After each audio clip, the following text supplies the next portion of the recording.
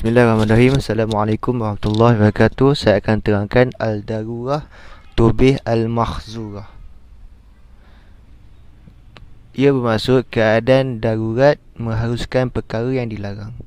Al-darurah adalah sesuatu yang tidak mungkin dapat dicapai dengan 5 kepentingan asasi manusia bagi seseorang Muslim melainkan dengannya sahaja. 5 kepentingan asasi yang terdapat dalam masalah ini ialah yang pertama akal, yang kedua agama, yang ketiga keturunan, yang keempat harta dan yang kelima nyawa.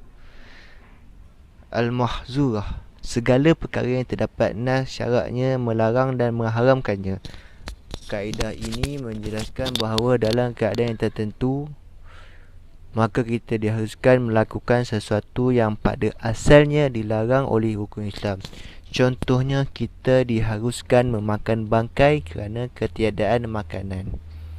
Dan seperti lain, kita di hutan dan tiada makanan dan kita mendapati ada haiwan khinzir dan babi dan kita boleh tangkap dan mengambil daging sedikit untuk menjadi santapan untuk makanan kita. Sekian wabillahi wal taufiq wal hidayah. Assalamualaikum warahmatullahi wabarakatuh. Assalamualaikum dan salam sejahtera kepada Ustaz Hamzan. Saya Ahmad Harith Hamzani, merupakan matrik 10 DIB 18L 2003. Kat sini saya nak menyentuh perkara yang kedua, iaitu sesuatu yang diharuskan kerana darurat dan dihadkan menurut kadar darurat sahaja. Iaitu al-darurah tuqaddir bi qadariha. Ciri-cirinya adalah Islam ini mengharuskan perkara yang dilarang ketika darurat dan menolak kemudaratan kepada manusia. Tetapi tidak patut bagi seorang manusia itu mengambil peluang untuk terus-menerus berasa selesa dan tenang dengan sesuatu yang haram atas alasan darurat.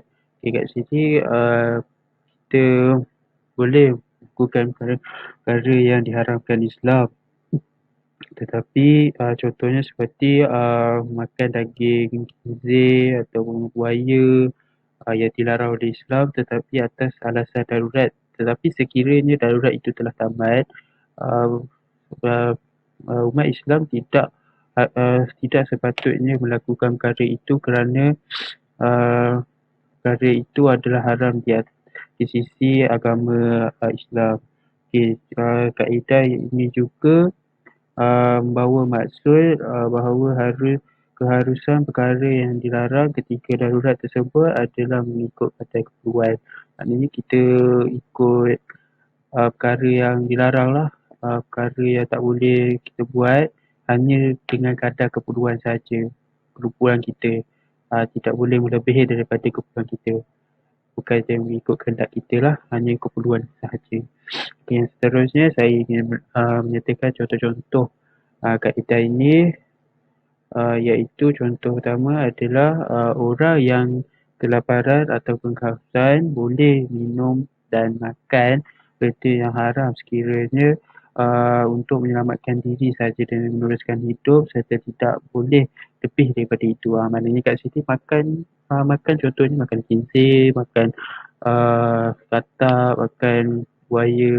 Contoh kata saya macam terperangkap di dalam satu hutan, dan itu sahaja semua makanan saya, maka saya bolehlah makan makanan tersebut tetapi mengikut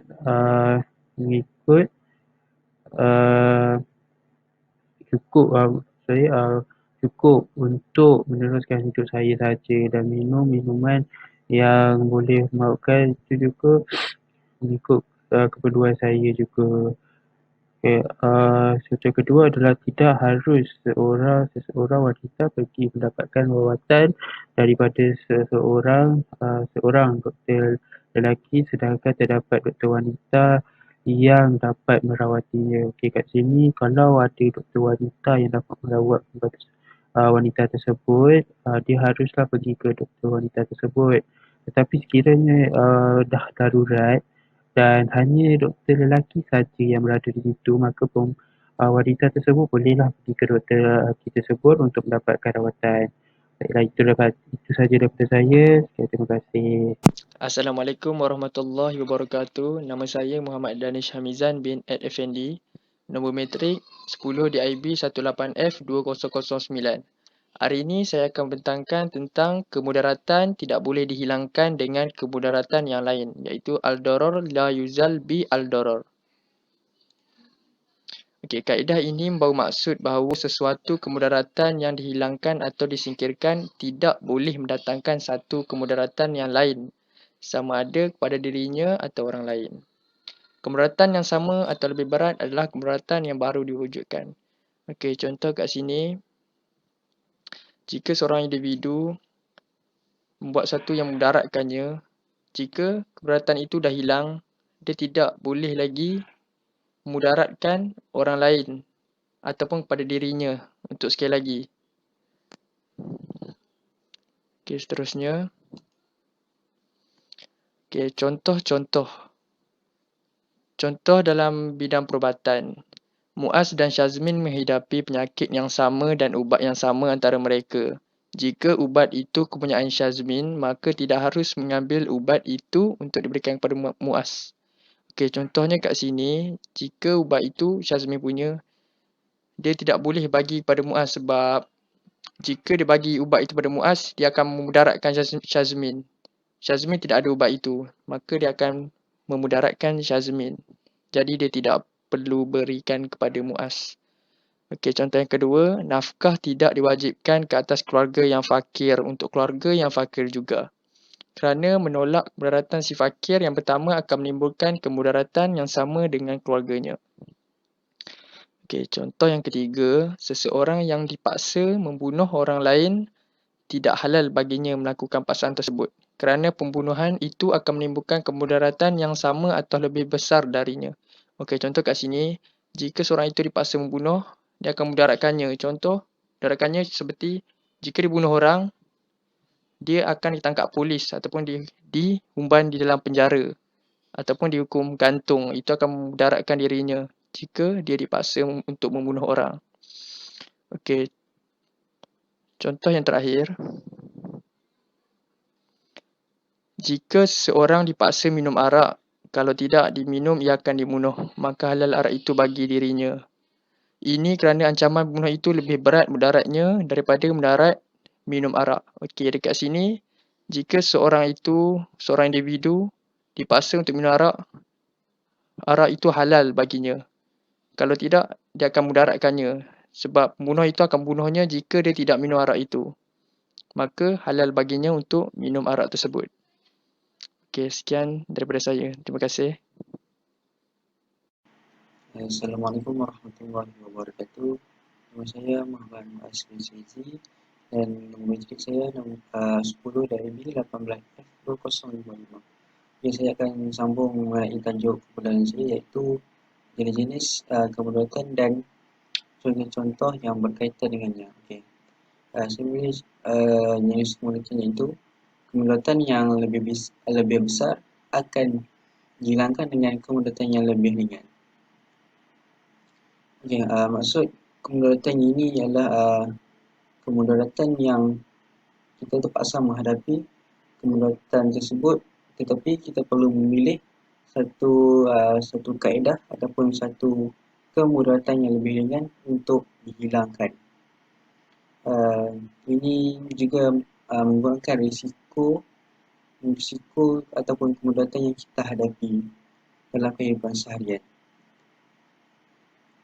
Contoh-contoh yang dapat kita lihat yang boleh kita berikan contoh mengenai contoh darurat tersebut adalah yang pertama, wanita hamil yang telah meninggal dunia. Maksudnya dari sini seorang wanita tu dia mengandung dan mengandungnya, tetapi bayi dalam kandungan beliau masih hidup. Jadi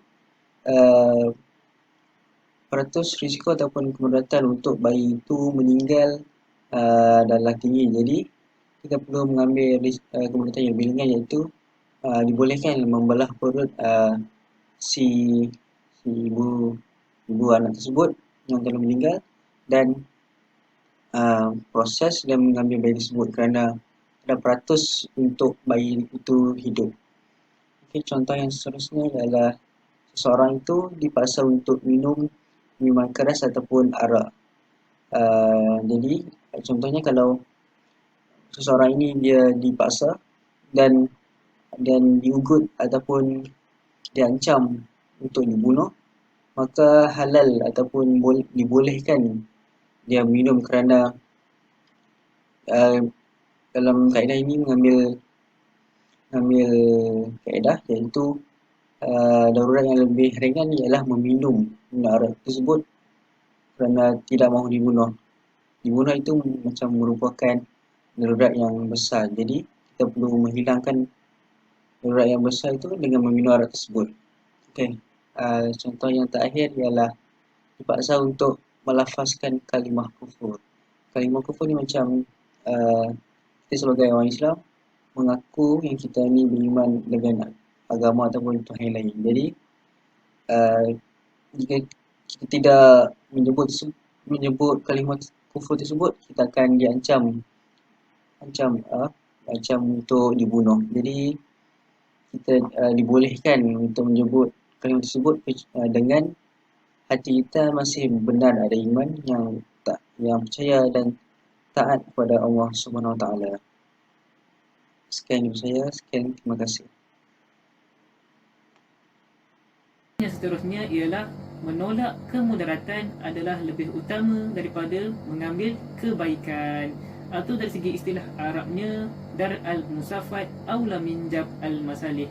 Dalam isi ini menerangkan maksud dia, apabila bertembung dengan kemudaratan dan keburukan, maka pada kebiasaannya hendaklah didahulukan dengan menolak keburukan itu tadi. Kerana dalam syarak kita menekankan kepada perkara-perkara larangan melebihi perkara yang ditetapkan.